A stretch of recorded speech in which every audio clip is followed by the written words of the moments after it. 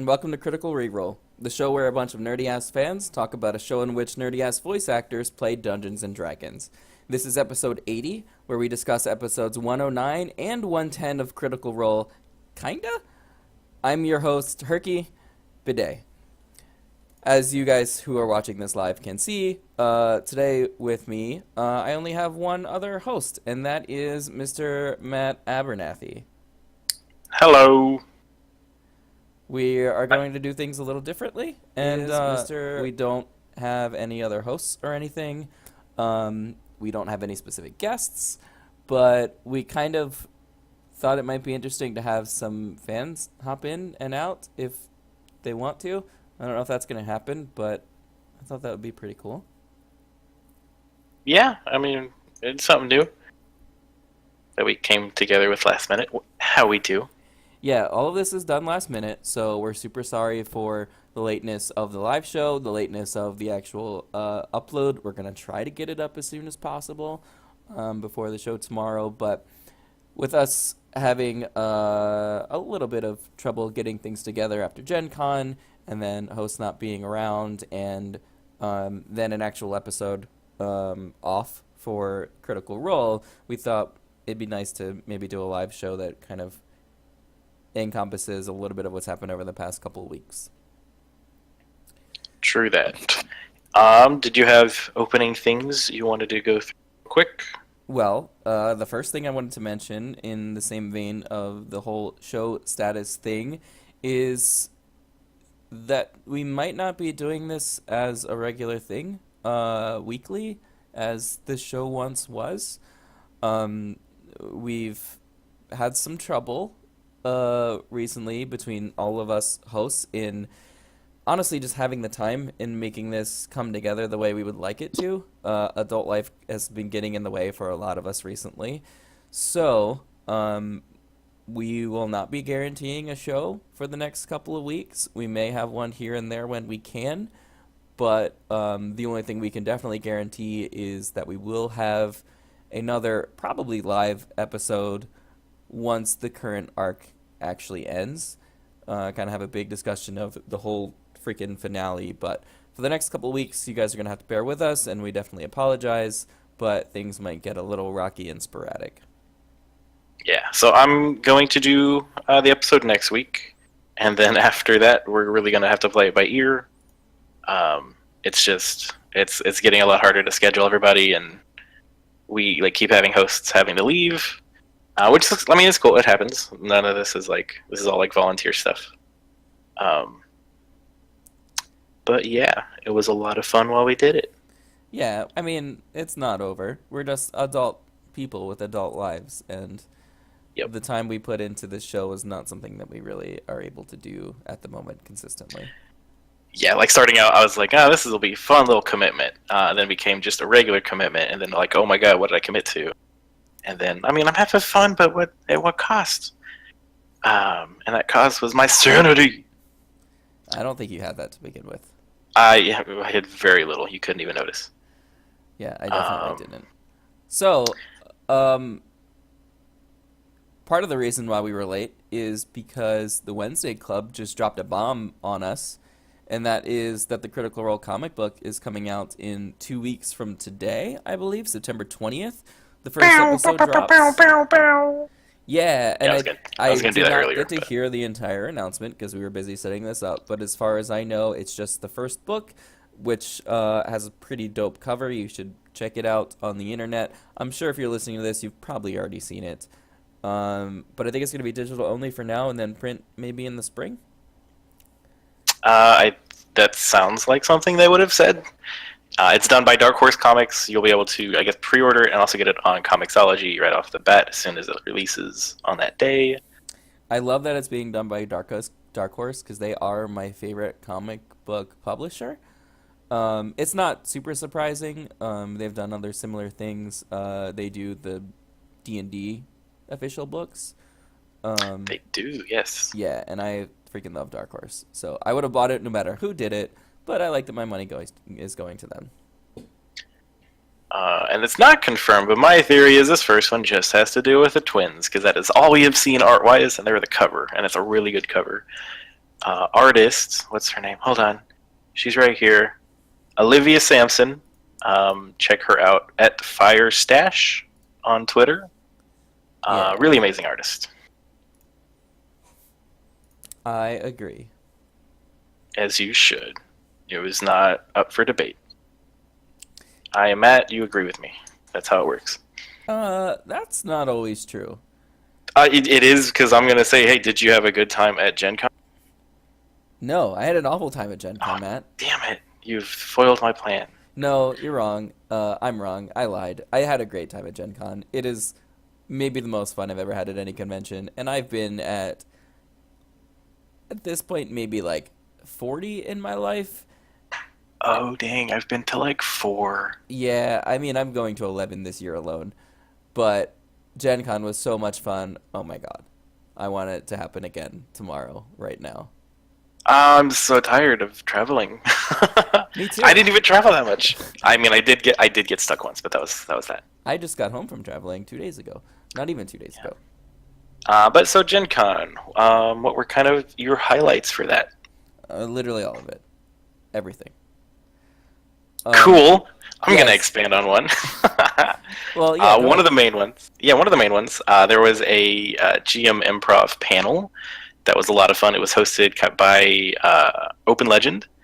Um, Really cool open source RPG system where like literally anything can happen and it's set up to be used for any genre.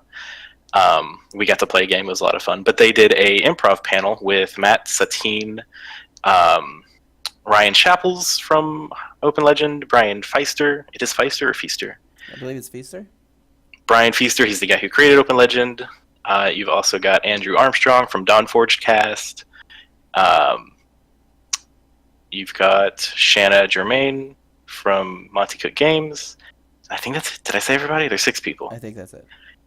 And it was really cool. There's a video up on YouTube. What they did is each person took a turn DMing. Everyone else tried to foil their plan, and the DM had like an objective they had to get everyone else to do. Um, but that was probably my favorite thing that happened. Yeah, it was really, really funny.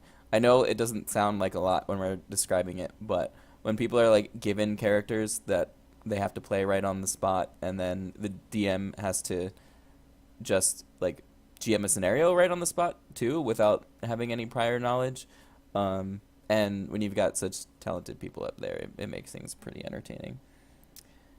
And I guess we can go ahead and lead into this real quick. They are doing that again at PAX Unplugged. That has been announced and confirmed. Not with all of the same people, but many of the same people, including our very own Matthew Mercer. And I think, who else is on that? Satine, Zach Eubank? Zach Eubank, Adam Coble, and Brian Feasterfeister. Yeah. Those are That's, there's one other TBD. So it's more on me. that as it Surprise. develops. Oh no! Pow, pow, pow, pow, pow, pow, pow. I know. I'm dropping bombs here.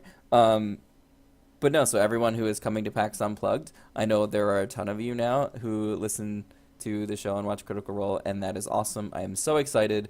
Gen Con was basically a giant critter hangout for most of us, and I Yeah. assume PAX Unplugged is going to be the same thing, and I'm super excited. If any of you are listening who can get to PAX Unplugged, who are currently not planning on doing it, you probably should. I live in Philly, and the city is great, and I'm so happy to be hosting so many cool people here, because not a lot of cool stuff happens here on a normal daily basis, especially as far as conventions go. Like, I love my city, but we don't really have cool conventions here often, so. Speaking of all the critters, there were a ton of cosplays that were a lot of fun to see at Gen Con, including us on a certain Saturday night at a certain venue hosted by Alpha. Yeah, this started back at Katsucon when I was hanging out with M. We kind of had this dumb idea of being Vax and Keyleth, but as if they were like going to prom and just kind of like dress up, or like Briarwood's dinner, even though Vax didn't go to the Briarwood's dinner, just them being kind of fancy, no armor or weapons or anything, just them if they were going to a ball. And then we slowly roped our friends into it, and it was really fun. We call ourselves Prom Machina. That's the hashtag on Twitter. If any of you happen to have photos of us, we would love to see them because we took very few and we're only in the costumes for like an hour and a half, maybe. Yeah, I stripped mine off so fast after we took pictures. But it was a lot of fun. And on top of that, yeah, we saw so many incredibly good Critical Role cosplays. So great job to all of you. You looked freaking amazing. Keep doing Did your you have a stuff. favorite that you can think of right now? Not Critical Role specific, but Ariel was a beholder, and that was so dope, and she was so funny. How is Uh, that not Critical Role specific? She was Kavarn. She had oh, the okay, yeah, yes, she was Kavarn, not just a beholder. My bad. Yeah, she had the horn, which kept hitting her in the face, and I'm sorry, but it was great. I very much enjoyed Party Gilmore. Had the drink in like the disco ball glass and like glowing sunglasses, so that was really fun. Yeah, Party Gilmore is great. They were also Scanlan with Bigby's hand. That was phenomenal. I don't know how they got through doors. I don't know either. I know it was a lot of work, and it was super cool. But yeah, so that's anything else. Oh, the I guess the other big bomb that dropped was the Taldori campaign setting. Um, It quite literally yeah, dropped on the table right there for us to it grab, and it we did. I did. could drop it now, but that would be audio suicide. The book feels so great. So those of you who haven't gotten it yet, I forget when it comes out in stores, but you should. I think someone in October. I thought it was this month. I don't know, but it's It could. awesome. I mean, the PDF's been out for a while if you've pre-ordered it, and of course, there's a lot of really cool information about Tal'Dorei in there. But having it physically in your hand feels really good, and it looks really good printed. And it's crazy. Like for the last 2 years, we've just been seeing this stuff on a screen, and then to see it in a book, it's kind of culture shock. There's so many other vestiges that they didn't get to, where I guess maybe weren't available to them. There's a real cool tidbit about Dr. Dranzel that I really liked. It's great. Matt Yeah, put a lot of work into it. Super easy to pick up and run a campaign because each like city, each town, each place you can go to has like two or three little, maybe this is what could happen there, or long ago this went missing. Go, you can have your players go find that. So good adventure threads. yeah, I'm really excited to start seeing some games being played in there. I don't know anyone personally who has played anything in that campaign setting yet, but I'm sure that's going to start happening soon, and hopefully we'll get some cool critter friends doing that and streaming it, and I'm interested to see how those things go. Yeah, build your own Ashari. Yeah. I think that is all that really happened. Oh, hey, there was a live show, wasn't there? Yeah, there was, and in the sense of books, there was also the announcement of a freaking art book, This is which very true. is basically the coolest thing in the world. Like, people were screaming, and I was sitting right next to my good buddy M, who is included in that, and it was really cute watching all of their faces light up for all of the artists that were there and have been holding this Right. secret inside for so long. You could see Wendy and Meg on the balcony hugging each other. Uh-huh. It's Yeah. great. The whole It was great. the whole atmosphere in that place, bef- even before this, was absolutely amazing. People were lined up for so many hours before the show started, and we were just hanging out in line, chatting about Critical Role, and it was a really good time. I mean, that was kind of most of the weekend for all of the panels and everything too. But the live show especially definitely had a different kind of feel. And then there were a couple thousand people who sang All Star together. That was cool. That did happen. It definitely happened. I And finally got a Thanks Keyleth pin, which I made, and I never got one. yeah, So I I was actually excited didn't about know that that. you made them. Yeah, I got a couple of those a while back. I had no idea that they were your work. So Yeah. thanks, Matt, for thanks, Keyleth. Ha ha ha. It was funny how they approached me, but that's another story. So the live show happened. That was crazy. I had been to one other one, and it wasn't nearly as massive or as big a theater. I also didn't sit like second row looking up at these people. Yeah, we were It's so weird because like, close. which made it awkward like an hour into it, but um, it's crazy because like I don't know. There's like a separation when the screen's there. Like these are like larger than life people. And then you're there and it's like, oh, these are just really, really nerdy people sitting and playing D&D for like thousands of other people. Yeah, it was my first live show. Of course, I didn't go last year or to the ones out West Coast, and it was better than I expected. I mean, I already had high expectations, but at the same time, you never know. Like, I've seen the Adventure Zone live, and it's super fun, but you're kind of in a room, and then there's these people just sitting at a table really far away from you. So you can hear all of the audio and see their faces a little bit, but they're still just sitting at a table playing D&D. But for some reason, this live show especially, like it hit all of the spots. And having Sam standing, I don't know, maybe 10 feet away from us with his shining beacon of a cube pointing right at our faces was probably the best moment of my life. I was not in any way prepared for that, emotionally or physically or in any manner. I think at that moment, for just maybe a minute, my soul transcended. It was an experience. It was an experience. Yeah. It I was think they were talking about like they tried to use a smaller box, but it just couldn't contain Sam. No, a Like they- Chessex dice box is not enough. That's not as glorious of a cube as it needs to be. Moving on, No, we could probably talk for hours on this cube. no, please continue. I believe he took it out at the end and threw it into the audience. That may have happened, but we happened to not see that because we kind of left an hour in. I mean, I personally wasn't going to mention it, but yeah, we had to leave. Yeah, I feel bad about it because it was so great, but we already had True Dungeon Which was fun. preparations. Yeah, it was super fun.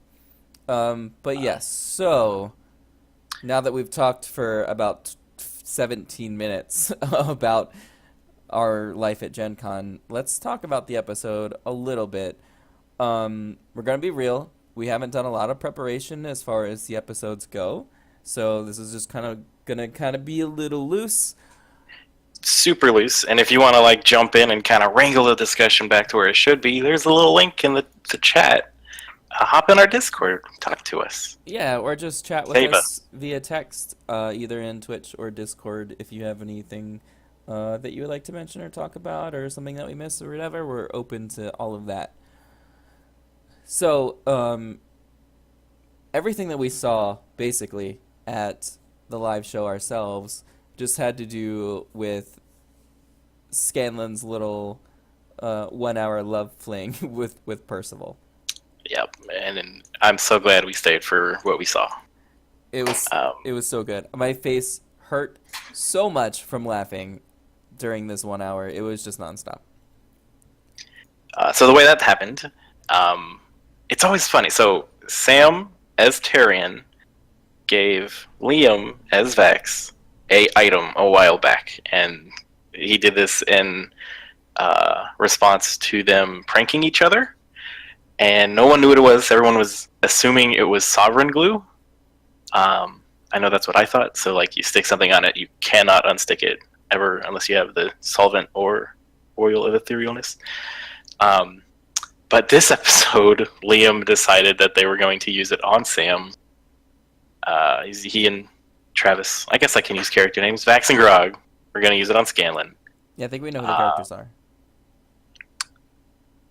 And yeah, it just kind of blew up real quick.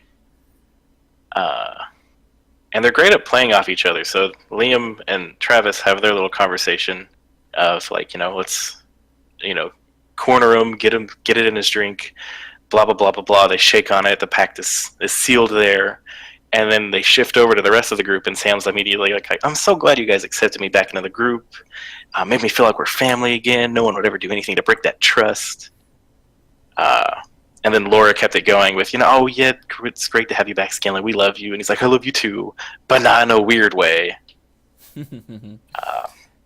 Yeah. So yeah, their ability to play off each other has only increased since the beginning of the show, like 1,000 years ago when it started. Yeah. But yeah, so Scanlan does his little inspirational song, which was really well done. He called out some critters that came in from Czech Republic, which was really cool. Talked about being an indie and then had a bunch of critters start chanting Vaxildan. And so Vax put this little thing in the drink. And he drank it, and then he rolled a dice, and then he fell in love with Percy. Yep. The potion would make him fall in love with the first person that he could be attracted to, I guess. And that happened to be Percival. And that was, I don't think now, seeing how it played out, I would want it to be anyone else. No, I don't think so either. Because there's like never anything there, and then it's like, oh yeah, this could be fun. So yeah, do you want to go through anything else that happened with that, leading up to the whole bed scene? No, not in particular, but yeah, I do agree that Percy might have been the best one, just because he's so, I don't know, he's so smart and regal, but at the same time he's so very awkward. And And Taliesin is just quick on the draw. Like when Keyleth was like, "Is there something wrong with you, Scanlan?" And he's like, "Why would it be so weird that someone finds me attractive?" yeah, exactly. It was pretty great. It also helped a lot because of how Vex is, because she's so possessive. That made the whole Right. dynamic even better. He's I don't married, think it and I'll cut you. I don't think it would have been better with anyone else. Nah, that was perfect. The writers, even on the live shows, are just amazing. Yeah, man. We met We a few met of some them. of them. Yeah, they were really good. Yeah, they also do stuff for like Kobold Press, like with the Tome of Beasts. Hmm. Shout out. Um, but that whole thing happens, ends up. Oh, that is. Sorry, I got distracted. Um, they end with Sam using his secret interlocking tunnels through the rooms. He goes in there. And his Uh, finest silk G-string. his finest sultry string. And beforehand, Percy had set up like a trap at the door, and then that didn't happen because he went through the secret tunnel. And then, of course, he has manners under his pillow, which I was like, "What is?" I know he's got to have something there. Is it going to be a gun or what's it going to be? I'm so glad it's that.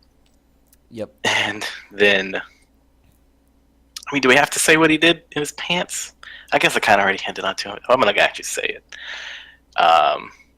None of them can figure out what is going on with him magically, so they kind of just have to wait for it to wear off, which is coincidentally right when Manners is taken off of him. And he's like, "Oh, it's a birthday joke. Is it your birthday? Oh, got the dates wrong." And I remember as we were leaving, the last thing that I heard, and I face palmed as we were walking. They're like, "Why'd you do it, Scanlan?" He's like, "For the lulz." Yeah. And I think Just- that's you That's like the second time that weekend that we heard somebody like verbally say the word "lol." Yeah, yeah, I probably heard it a few more times than that, but yeah, just the thought of like a dejected Scanlan, like super confused, almost naked, with a bucket of water on his head, Mhm. just like sadly walking out of there. And then the awkward next morning is like, "Oh, hey, I didn't sleep well." Yeah. But yeah, after that, they decide to head to Vasselheim Mhm. because that is where the Vector is pointing ish. And what did they see when they got there, Herc?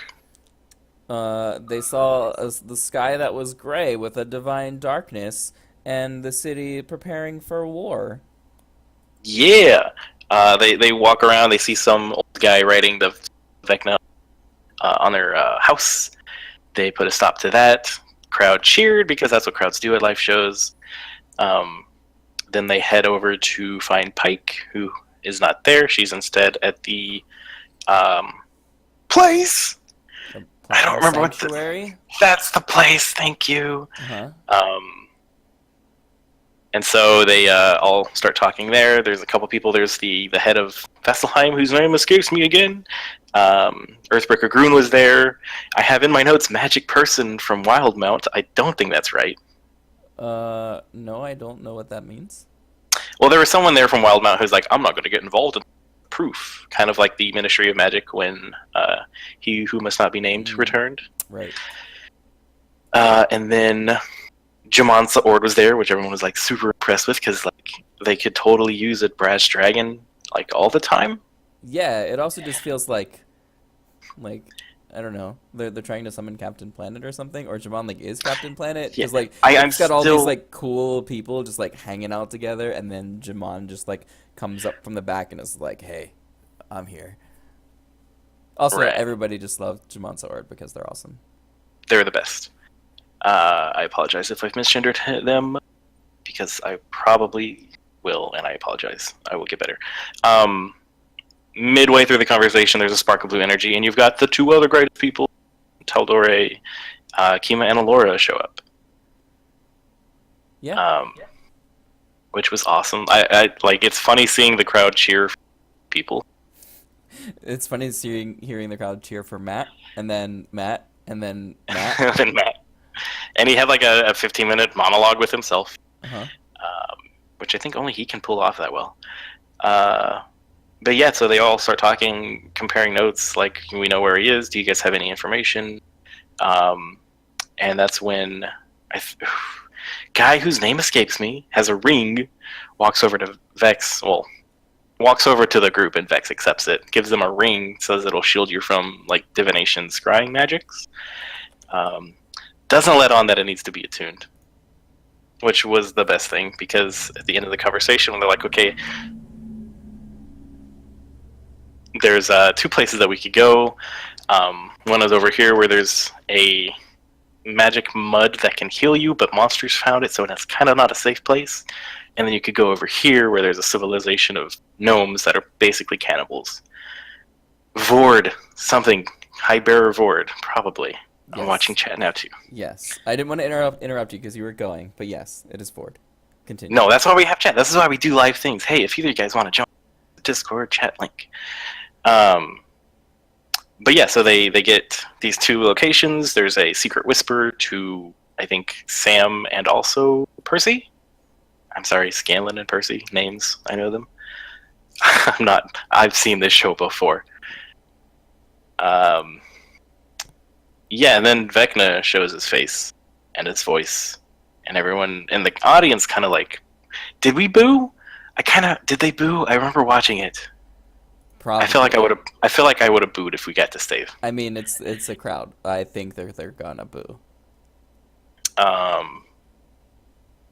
But yeah, he's like, oh, I know. Oh, you missed my rebirth day. I love how he's playing Vecna. Mm-hmm. He's talking about how he has a present, and don't come to me, I'll bring it to you. Foreshadowing. And then that's when the group decides on heading towards the place that has the cannibal gnome civilization, because it could have been like lost. There's dead gnomes, so where would a necromancer go to raise like an army? They were dwarfs, I believe, right? Not gnomes. Was it dwarves? I'm pretty sure it's dwarfs. I was hoping it was the gnomes, because gnomes get so little love, and this would have been great.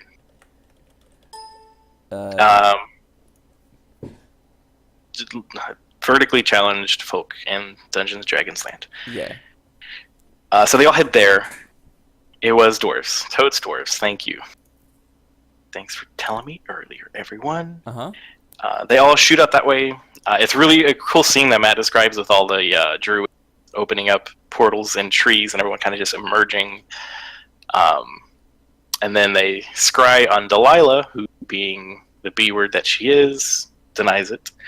And then the Death Knight. And as they watch the Death Knight, that's when Matt describes the city kind of shakes intermittently around him. And a lot of the people caught on, like a lot of people up there caught on what was happening. Not everyone. I definitely did not.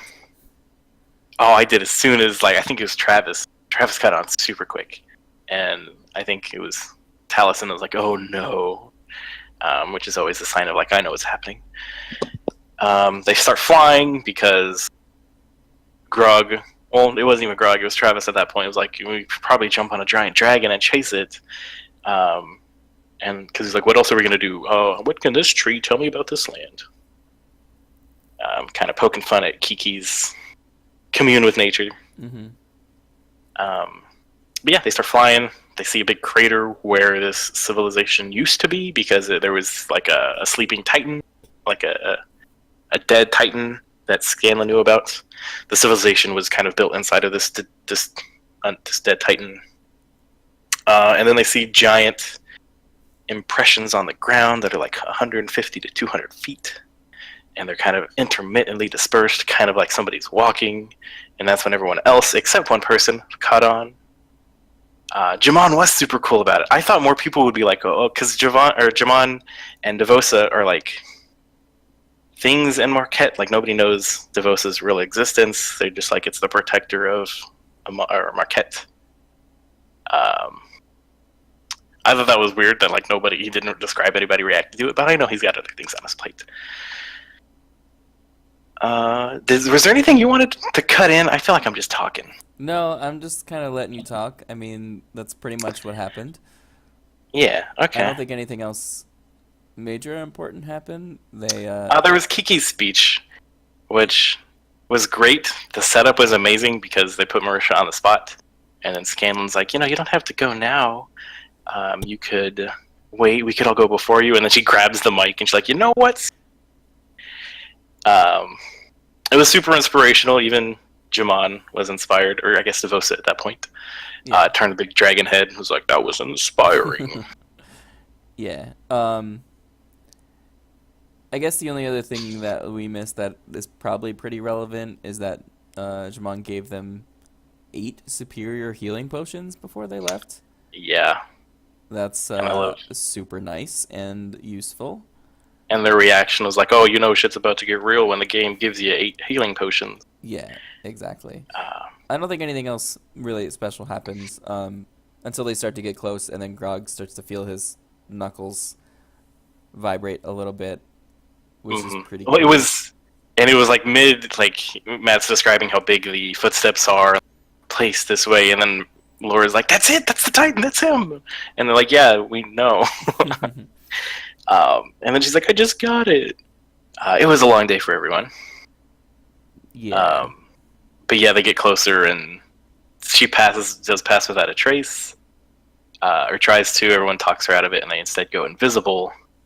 Which, is there any sort of like group invisibility in D&D where like you can still see everyone, but they can't? No one else can see you guys.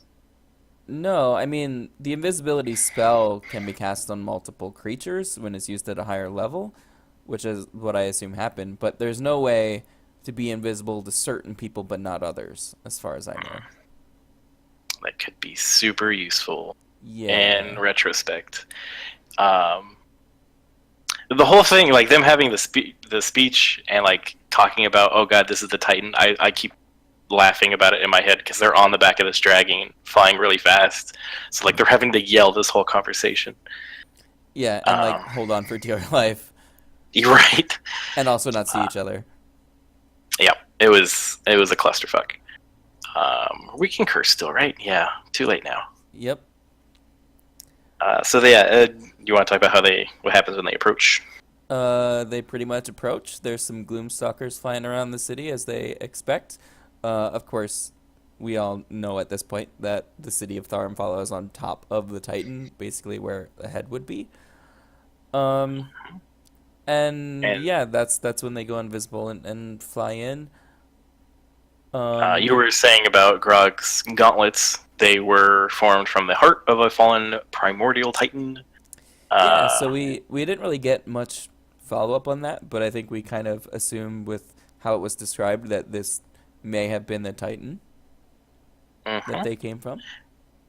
And so from that point on, like from a certain proximity, his gauntlets are vibrating and are still vibrating, as far as we know. Um, so yeah, they approach. They notice some water trickling down the leg, and that's where they aim because if there's water coming out, that means there's a way in. Yep. And that's when kind of this disaster one hits because this thing with its massive body obviously somehow saw it with the gloomstalkers and everything's kind of like hive mind, I guess. Or I don't know, maybe because there's a god on top of it. Even if you can't be scryed upon, you can probably still be seen. Yeah. And it swings one of its forearms, and everyone else gets out of it. Or how did that part happen? Did it see Vax and Keyleth? No, so they fell off of Jamon because they couldn't hold on, and then they started to Right. fall, and then because they couldn't see each other, He did. He Vax did whisper. Right. Vax attacked Keyleth with Whisper, which removed his invisibility, and then that's when he was seen. Gotcha. But yes, he threw Whisper at Keyleth and then teleported over to her so they could be together. And that's when the Titans started basically swinging and attacking them. She turned into giant eagle form so they could continue to fly. But then the Titan ended up hitting them, which dealt enough damage to knock her out of her eagle form, so they started falling yet again. And then this time, Vax saved them by using his wings. It's basically what happened. Well, and it was fun because when she got hit and lost form, she was still invisible. So had he not seen her, she probably just would have had to use another B shape. Yeah. But yeah, he grabbed onto the invisible one and he's like, punch me in the face. And then they land, say their goodbyes to Jamon, who heals them with mass cure wounds. And then they start making their way up the butt. Yeah, that's pretty much what happens. Ending right up the butt. Right up the butt of the Titan. I think that's what they named the title of the episode. Right up the butt of the Titan. That sounds like a good title to me. A little bit long. Maybe we can shorten it. Titan's butt. Like Titan's grave. Dude, there's a tie into Titan's grave because they just left the grave of... Okay. I'm going to have to start a fanfic site. Be right you might back. want to do that. So that ended the live show. I'm sad we didn't stay for the whole thing. I'm happy we did True Dungeon, though. Yeah, it was a good time all around. So many critters. It was funny the next day because the campaign guide was going to go... like they have like a handful of copies that they're giving away to general public instead of people that have pre-ordered them. And so some people were thinking, okay, I got to get there early. And they did, and there was no one in line because all the critters were asleep because they were just at a live show. So there was no line to get those. Yeah. So that was great. The next week, we have episode 110. They're inside the Titan. Yeah. So, to be perfectly honest, 110 is pretty much just a blur of the dungeon crawl to me. So if you want to kind of give any sort of play-by-play, you're welcome to, but I don't know how much really needs to be said about their nice little dungeon crawl through the Titan's butthole. Unless you guys have anything in chat that you want to really bring up, but it was just kind of nice in general, just kind of in an overarching way, see them actually do like what essentially is a traditional dungeon crawl. It's been pretty long time since we've seen anything like that. Maybe even since like kind of the Underdark. Like it doesn't feel like they've just been like constantly in danger, just like crawling through a dungeon in a long time. Right, and this one like it kind of felt because I didn't start playing D&D until the show started, so I knew dungeon crawls existed. I had never seen one, so this kind of like it felt cool watching it because this is my first time seeing like you have to keep an eye on how many spells you're using because we're probably gonna have to do this in one go. But yeah, they get there, they start walking. It's cool because they're inside of the undead, so like a non-living thing but a moving thing. And I think the last dungeon crawl was probably when they went to find Raishan, and they had to go through like puzzles and shit. Yeah, like that whole cave thing was really cool. It definitely kind of had a dungeon crawl feel to it, but it was basically just like one session and not too many perils. This seems like it is more of a long drawn out thing. Right, and this one, I guess another main difference is that there's not too many things that they have to do along the way. They're just things that are there that, and called it out, they're there to use up their resources. So they're walking, they find some weird-looking earth elementals that keep burying them and shit. But they all fight them, they beat them, they move on. Walls keep collapsing, and because they're in a Titan that's moving, people got buried a couple times and started suffocating, but everyone's so OP, they just move all the dirt off. There was one cool scene where I think it was Vax that got covered in mud, or maybe Percy, and Keyleth turned it into mud and like pulled them out. I thought that was real cool, quick thinking on her part, because Marisha is the best. I agree. I will fight you. Yeah, if you disagree, I mean, you're just wrong. That's all there is to it. Pause for dramatic effect. But So they keep going. They find a sealed door. Of course, Fox has to go in. They check for traps. There's no traps on the door, and it is unlocked. Or maybe there was no traps and it was locked. There was a DC 30 check on something. They go in. There's maybe 3 or 4 sarcophagi.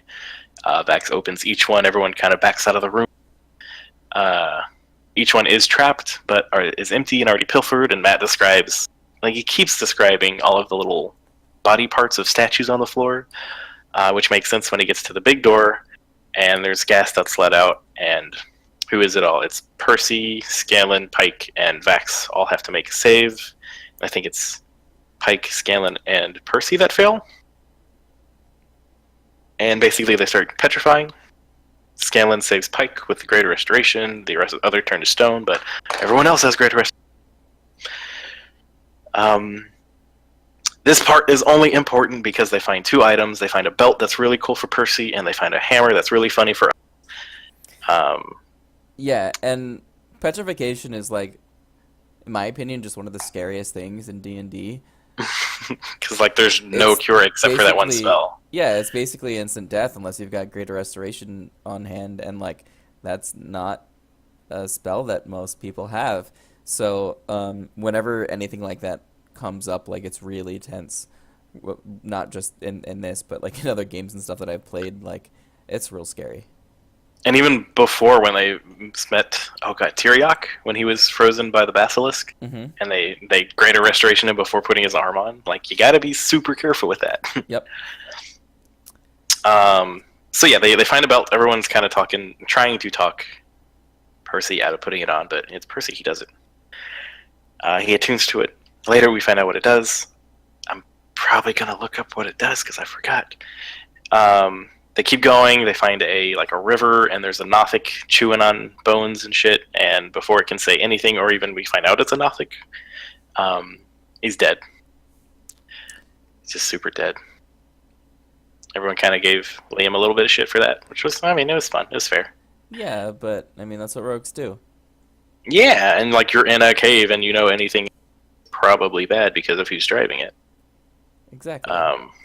Nothics generally aren't that good anyway, but... No, their whole thing is, getting in your mind and revealing secrets and getting under your skin. Yeah. I liked the callback later when they find another large room, a bunch of, piles and mounds of things that start moving. Liam is mini Jenga, I see something moving over there. And Laura leans in maybe you should kill it before it says something to you. And then fight starts. These are zombie trolls. I like how OP they are and how they forget simple things. They're undead and they're trying to figure out what hurts Null or what hurts trolls. And it's just kill with radiant or fire. They're undead. Come on, friends. You got this. You got this. Yeah, I thought it was cool. That whole encounter, and that they kept regenerating if they weren't killed properly. Mm-hmm. I felt bad for Percy, who kept killing it every shot, came back up, because it doesn't do too much damage on single shots like that. All together it adds up, but individually they're not the strongest or the biggest hits. Yeah. This is where we find that the adamantine hammer found was cursed, and depending on what he rolled, he would smack himself in the face. Or back of the head. Yeah. I think the highest one that I remember him rolling, or the lowest one that he rolled that hit him, was an 8, I think. So we don't know the actual number, but it seems like an 8's not good enough, so he's got to roll at least a 9 or higher. It's probably more 10 or below that's a problem, or 9 or below. But yeah, that thing will hit you in your own face. And that's where we get my favorite part of the whole episode. Everyone's in the habit of rolling dice, adding modifiers. For this case, he needed the natural roll, and so when he's I rolled a 36 or whatever, Matt's what was the natural roll? And he's I can't do reverse math. You mean And subtraction? I had to watch that clip literally 10 times to watch everyone's individual reaction, and then again the other times, just because it's funny as hell. It was so good. Um, I laughed so hard. I watched that at work, and there was a lot of unnecessary laughter coming out of my cubicle. reverse math, and like he knew he did a bad, and he looked over at Scanlan or at Sam, and Sam's like, "You mean subtraction?" He's like, "Yes, I know." Oh God, favorite part, best part needs to be commemorated in some way. Yeah, that's up there with Um, one of the best parts of the show ever. And it has nothing to yeah, do with the actual show. It's just it had Travis. nothing to do with it. Those are all like the mayonnaise whole thing a long time ago. That was part of that episode. Just the little things. Yeah. Um, they end the fight. Keyleth does something new. She pulls out a flaming from her staff. Doesn't get to use it, so she does her Star Wars kid routine in the. They scoop up whatever gold is left over. They Liam and Laura are Jaegering Pike, and they have her Greater Restoration, the hammer. So he drops it. They're like, "Don't pick it up again." But yeah, that's kind of where that episode ended. So there's really I tried to pull as much stuff as I could talk about out of it. But that was it. Yeah, it's pretty much just fighting some stuff, looting some stuff, setting off some traps, fighting some stuff, getting a little bit of loot, fighting some stuff, and And like they're one shot starting of to get Nothic. tapped out on some spells. They've used some big ones. Greater Restoration, they've used 2 of those in their 5th level. 3 of those, because Scanlan, Pike, and Keyleth all used one. Yeah, that's a concern. Like they're using a bunch of stuff to get through here, and that's always the predicament in D&D when you're in a dungeon is what do you use now and what do you save for later because inevitably there's going to be more. And you need to try to not die now, but you also need to make sure you're saving enough for later. And we know that later is Vecna eventually. I don't think Right. that they're going to be fighting Vecna without another rest, but So here's a question from Kate Lion 7. How long do you think the dungeon crawl will last? How many more episodes? I guess lengthwise, do you think? well, we didn't really get a good gauge as to where they are in the Titan or how far they've traveled, I don't think. I mean, but based on that so far, I feel like it's at least another episode or two of like just this. Right. It feels like if there were floors, this is just the first. Yeah, I mean, it's very possible that like this is just kind of where basically like the intestines are, and that's this section, and then after that it might open up and might not be anything, or might be Yeah, just like completely different in this different a section of the massive body. But a massive stomach canyon or whatever, and they just have to fly through it. I don't know. I feel like Matt will do a good job fast forwarding and going with the narrative for a little bit of you find this, you pass by this. Do you want to go look at this? You can pass that. But they are. I don't think they can take a long rest at all during this because he said they're about 200 miles away from Vasselheim when they started, and this thing is massive and can kind of keep going. I don't know the speed of a primordial titan. I would yeah, assume I it's mean that's the question though. Like, are they able to fight them as they are? Like they're relatively hurt, and then they're down a bunch of higher level spells. They, we don't know what's gonna happen, of course, the next week or two, but they I might be mean, they coming have into this fight like really kind of half tapped out. because who does anybody regenerate spells on short rest? I don't think any of them. Because Um, she went Circle of the Moon, and I think it's just land that gets them back. I don't think bards do. correct. Um, That's it. Yeah, no one gets spells back. yeah, they're in for a in for a ride, and they still haven't stopped to do their heroes feasts, which is always to do. Yeah, I don't know Um, if they'll have time for that. I mean, a rest would probably be more important than a hero's feast, but ideally they would get both. hmm. I do like that Scanlan is kind of going back through his inventory and using all of the wands that he had. Does he just have the 2 fireball? I feel. I I don't know. think so. They need to not listen to that person who went through True Dungeon with us and use consumables. Yeah.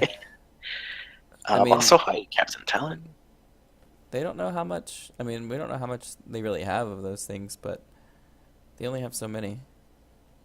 Yeah, they definitely need to better utilize, I guess, hit die when they take short rests. I feel like that's something that gets easily forgotten. I know I forget it in my games. Yeah, their health is usually not the concern. It's their spell slots and stuff. Yeah, and beforehand, talking to Allura, they all need to get as many freedom of movements on as strike fast and strike hard, Yep. because a drawn out fight will go poorly real quickly. Yeah. And that's it. Did you have, I guess, anything? I kind of took over. Do you have anything you want to add to the?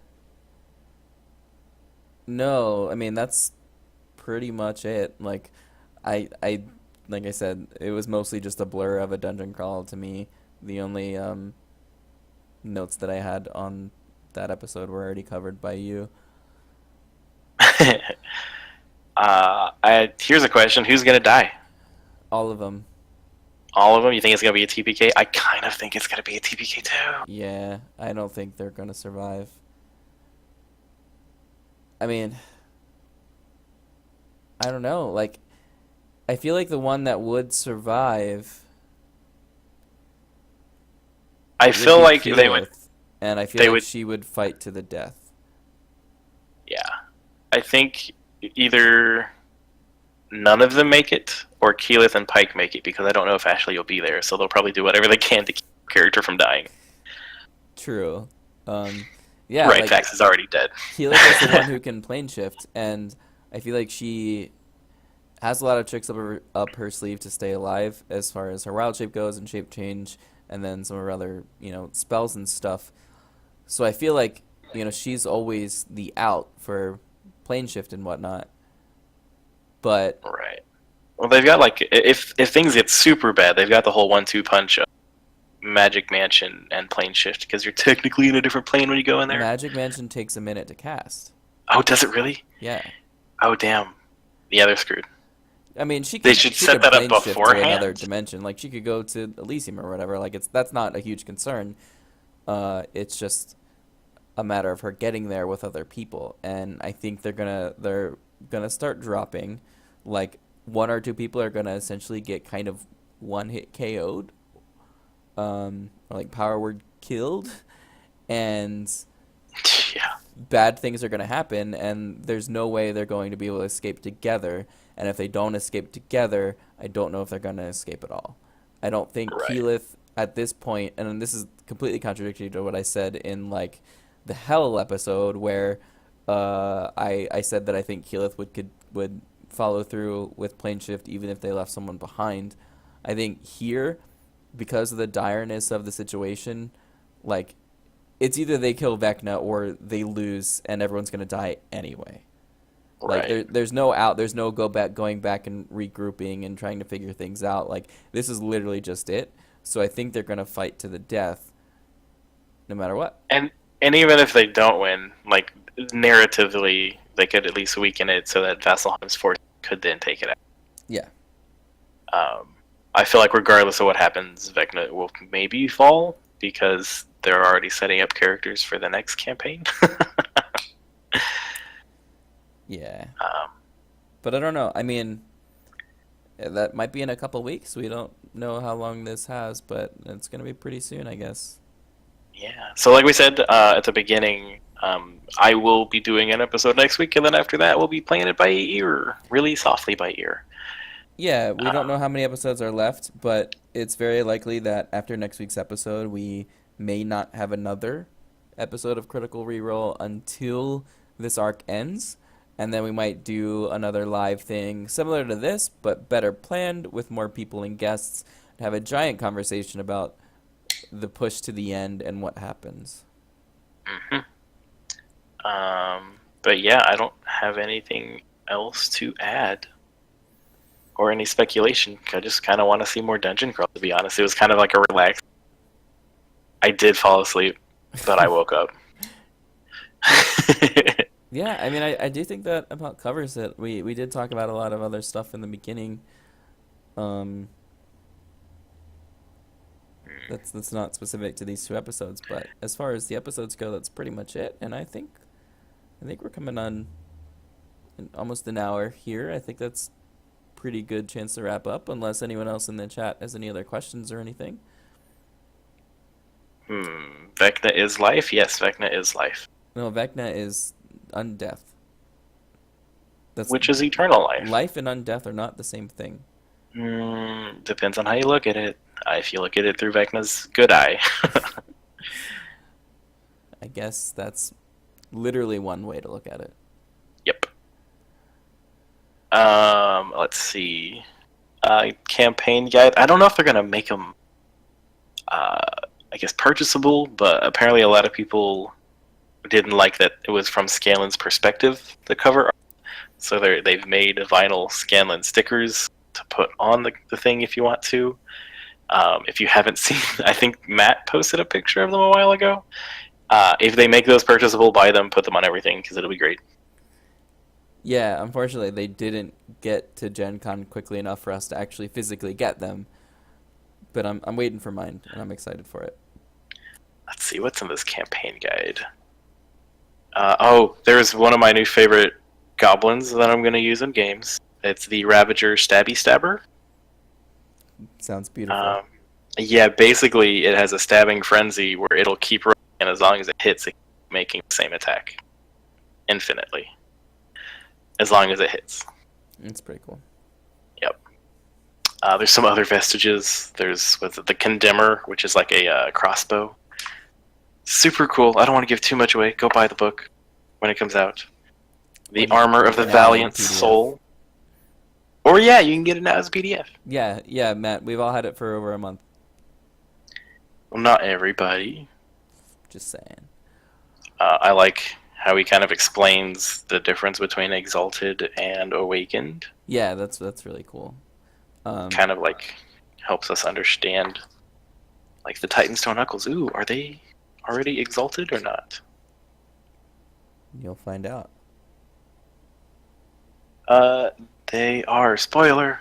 Yeah. But yeah, I think that is pretty good for us to go ahead and wrap up on. Thanks for bearing with us through this live episode. I know there's going to be some audio issues. We're not really going to have the time or ability to kind of clean it up like we would a regular episode. It's going to go up on the interwebs exactly as is, so sorry if there's a little bit of background noise and some problems with that, but doing our best here. Live episodes are kind of a good trade-off between interaction and kind of a live feel at the downside of a little bit of an audio drop. But thanks for coming out and hanging out in chat. We will definitely do this again when the show is over. But until then, we've got at least one more episode with Mr. Matt Abernathy next week. That's me. Is there anything you wanted to mention or promote before we head out of here? Mention or promote before we head the Critical Role comic book. Last thing I saw on it, it's going to issues digitally, and then they're going to make a final print of all 6 issues. The first issue comes out later this month. That was it. I just saw that on Twitter, so I thought I'd share. Cool. Yeah, and I hope to see a bunch of you at PAX Unplugged, which is in a little over 2 months. I assume this show will be done by then, but either way, I hope to see you there. If not, I'll also be at New York Comic Con. Come say hi, get a wristband from me, and let's be friends. Yeah, I'll also be at PAX Unplugged. Everyone who might be affected by the hurricanes, it's awful that that's plural now. Please be safe, and to everybody else, just be cool and love each other, because we are all pretty great. That's it. Goodbye. Bye.